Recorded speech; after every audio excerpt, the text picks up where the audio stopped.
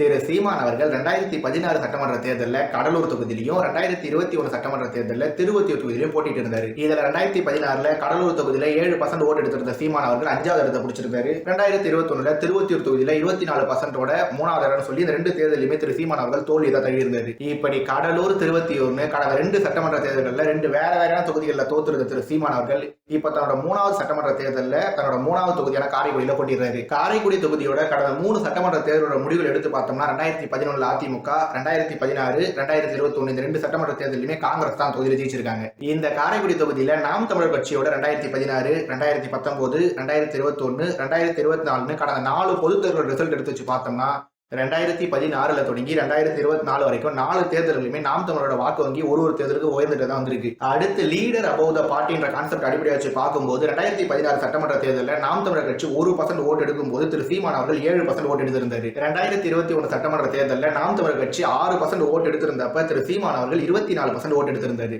இந்த டேட்டாவை பேஸ் பண்ணி பார்க்கும்போது திரு சீமான் அவர்கள் நாம் தமிழர் கட்சியோட ஓவரால் பர்சன்டேஜோட கம்பேர் பண்ணும்போது 2016, 2021 இந்த 2 சட்டமன்ற தேர்தலையுமே குறைஞ்சபட்சம் 3 மடங்கு ஓட்டு அதிகமாக எடுத்திருக்காரு. ஏன்னா திமுக, அதிமுக 2 கட்சிகளுக்கும் நல்லாவே தெரியும் சட்டமன்ற நாடாளுமன்றத்துல ஒரு பிரதிநிதி கூட இல்லாதப்பே நாம் தமிழர் கட்சி எந்த அளவுக்கு செயல்படுறாங்க.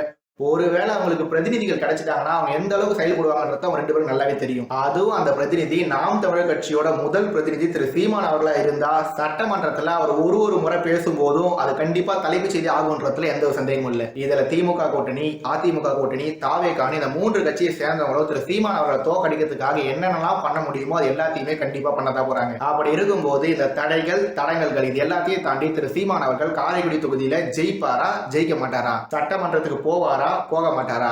என்னோட கணிவுப்படி திரு சீமான் அவர்கள் 2026 சட்டமன்ற தேர்தலில் காரைக்குடி தொகுதியில 33% இருந்து 60% ஓட்டு எடுத்து வாய்ப்பு இருக்கு. ஆனா இன்னும் ஒரு படி மேல போய் 2026 சட்டமன்ற தேர்தலில் காரைக்குடி தொகுதியில திரு சீமான் அவர்கள் ஜெயிப்பாரா, ஜெயிக்க மாட்டாரான்னு கேட்டா திரு சீமான் அவர்கள் காரைக்குடி தொகுதியில ஜெயிக்கிறதுக்கு 80% வாய்ப்புகள் இருக்கு, 20% வாய்ப்புகள் இல்லை. அதனால 33 இருந்து 60% வரைக்கும் ஓட்டு எடுக்கலாம். ஜெயிக்கிறதுக்கு 80% வாய்ப்பு இருக்கு, தோக்கிறதுக்கு 20% வாய்ப்பு இருக்கு. திரு சீமான் அவர்கள் ஒருவேளை தோத்துட்டாருன்னா அவருக்கு தோல்வி ஒன்றும் புதுசு இல்லை. அவர் எப்படியா இருந்தாலும் திரும்ப எழுந்து வந்து 2031 சட்டமன்ற தேர்தலில் போட்டிட்டு தான் போறாரு.